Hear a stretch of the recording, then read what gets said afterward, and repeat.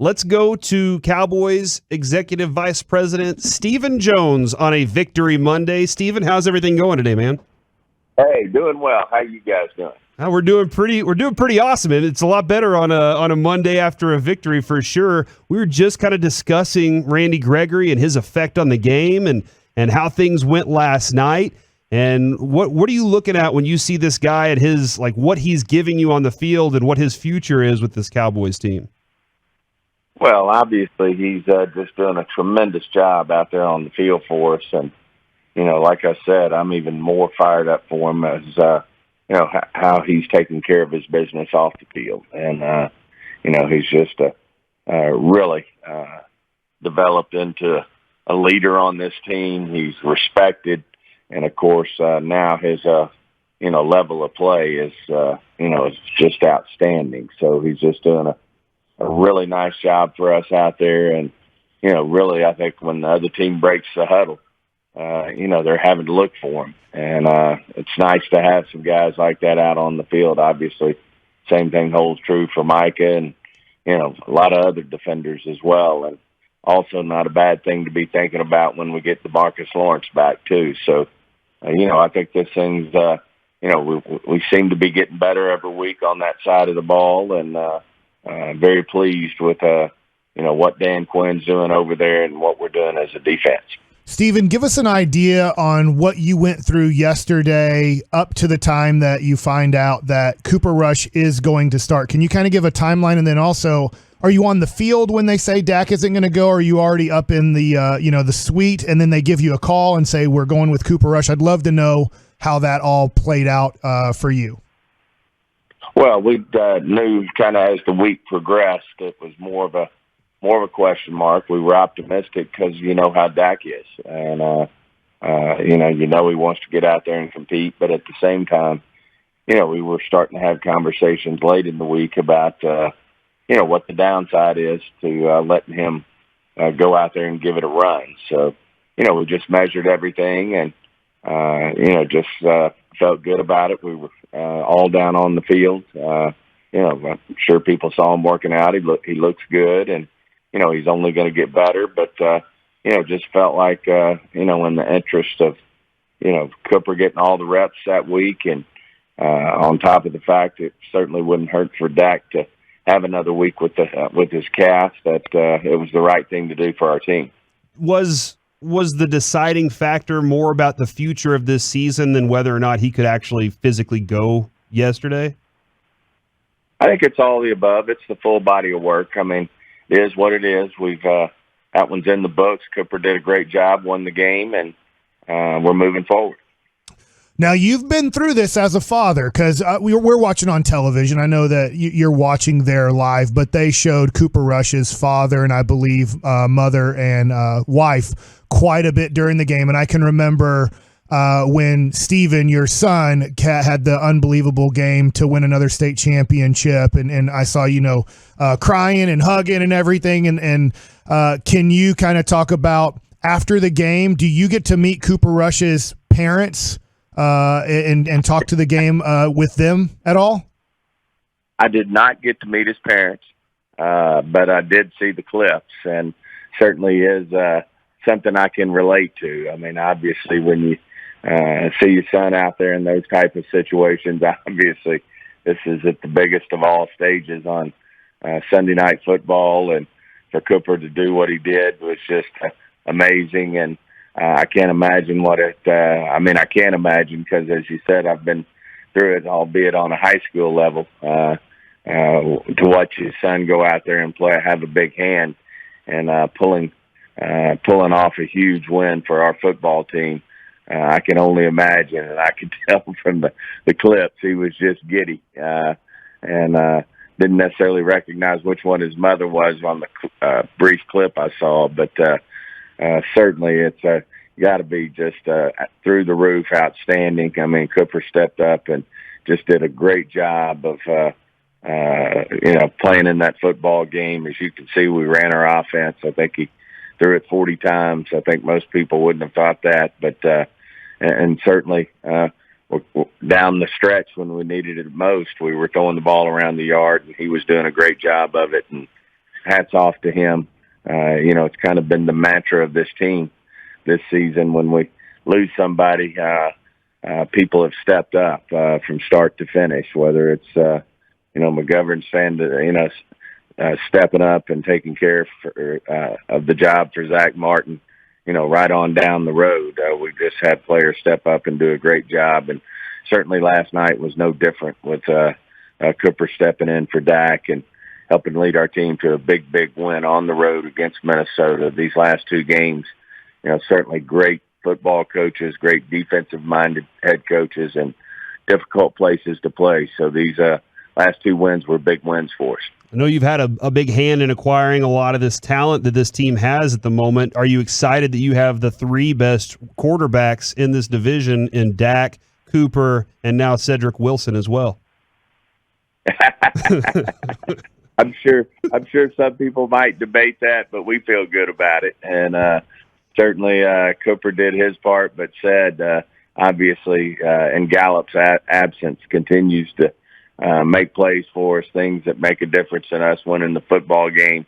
And he's just a competitor. He loves to compete out there, and he just goes out there and seems to make plays when he's called upon. And a lot of people keep asking on Twitter and, keep asking the show, hey, do we trade this guy? Hey, do we move on from Michael Gallup? Oh, my gosh, Tennessee needs a running back. Is Tony Pollard expendable at this point? And I know that the Rams just made that big trade for Von Miller. That's up on the table at the moment. Do you look at it and say, we're good, we're comfortable, or is it time to start, picking up the phone or accepting all those phone calls for Lyle, Gallup, Pollard? Well, we're always, always our phone lines are open. I will say this, we really like our football team, and we all know how quickly last night, obviously, Tyron had to sit out the second half. So, and the end of the second quarter. So, you can think you've got some depth at one point, and the next minute, you're up against the walls. So we've got to be, we really like our football team. Now, if the right situation came along that we felt like it was worth it to maybe give up a little in one area and really improve ourselves in an area that we felt like it would make a difference, then we're open to that. But obviously, with what we got coming back off the injured list on the designated to return, the way guys have been stepping up, at the end of the day, you need them all. And so it would have to be something really significant to make us move at this point in terms of some of the guys you just mentioned. They're all going to play a big role as we move, into the last 10 games of the season. They're going to play, my bet is they play huge roles in winning football games for us. And all of them are important parts of this football team. And at the end of the day, you need them all. And, Steven, usually it's draft picks for players when it comes to this. It's not like baseball and basketball where it's kind of players for players. I was wondering this has to be the tough part of your job, or one of the tougher parts is the Rams have decided, screw it, we don't need any draft picks this decade. We're going to go all in, and we're going to see if we can win a championship, and we're not going to have any draft picks to help our team in the future. How tough are those decisions when you have a team this good to just say, screw it, I don't care about 2024 or 2026, I just care about right now? Well, it is difficult, especially when you got a young team like we have. And, we got a lot of young players on the field that are stepping up and making plays. And, we really feel like we can be good this year, but we can also be good in the future. And so certainly that goes into it. And, I understand completely. Everybody has their own way of going about how they go about their business. And certainly not for me to criticize or say anything. At the same time, I know what it feels like when you wake up and you're getting ready for the draft and you don't have first-round draft picks. And we also know, this is just our opinion, also know how important those draft picks are to making your salary cap work. So all these things go into it.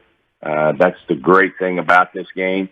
More and more is there's a lot of ways to go about it. And so far, I can't necessarily say one way is better than the other. We certainly have an opinion about how we're going to go about our business, but know there's a lot of ways to skin the cat out there, if you will, and that's what makes the game so much fun to watch and see which situations pan out the best. Well, help us out here, Stephen, because everybody's asking us, is Dak going to play next week? How's Tyron Smith doing? And is Diggs okay after going to the sidelines near the end of the game? Can you give us kind of an update on those three guys going forward? Well, obviously, we were optimistic about Dak last week, even more optimistic this week about him. Certainly, it's early on everybody else. As you know, we got back early this morning after playing late last night, and we'll kind of see how the injury reports go on those guys, but certainly feel very optimistic about Dak. I think everybody in the world got to see firsthand how well he was moving around last night and feel good about it. And for Tyron, is he doing well? Yes, he's doing well, but, it's too early to tell. We've got to get him in there. They weren't even due in until about 10:30 or 11, so we'll just have to see. I don't want to be premature on commenting on him, but feel good that, he doesn't have anything that's significant, but we won't know that till later in the day. Okay, and before we let you go, Stephen, I know there was a little moment in the huddle last night that Amari Cooper talked about where Cooper Rush called a play, and CeeDee Lamb was like trying to steal the touchdown from him. He was like, hey, I'm supposed to line up for this one, and Amari Cooper was like, no, this is going to be my moment tonight. Somebody was suggesting that was not a good thing. That was a bad thing that CD was trying to do that. Do you think that's just like their competitive natures? Yeah, and they got a great room in there, and they all want the ball. They all want to compete. I think we got one of the more unselfish teams that I've seen in quite some time. So, it's that comes with that wide receiver room. They all want the ball, and they all want to. They're all plenty smart enough to know that where that ball, what the first read is, and I don't blame CD, but I also love it that Amari says this one's mine, and certainly went out and made the play. All right, Stephen, I know I'm a little advanced on this question here, but when it comes to around this time of the season, is it pumpkin pie, apple pie, or pecan pie for you? That's a tough one. I probably wouldn't go pumpkin, but after that, I could go with either one of the two. It'd be a coin flip. Okay, so pumpkin's in third place. Yeah, and then apple and pecan are tied. Okay. Are tied. All right, Stephen. Well, thank you very much for your time today. Always look forward to it. Look forward to hearing you on Friday with the G-Bag Nation, sir. Sounds great, guys. Great being on.